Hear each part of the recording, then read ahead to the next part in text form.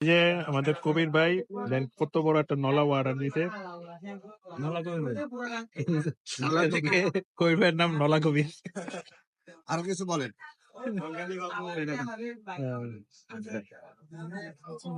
আমরা রামুর একটা রেস্টুরেন্টে খাবার খাচ্ছি। অনেকে হয়তো ড্রাইভার হোটেল মনে করতে পারে, আসলে এরকম না। খাবারের মান ভালো দেখে এখানে প্রচুর পরিমাণ কাস্টমার এবং খাবার আসলে এটা হলো মন এটা হলো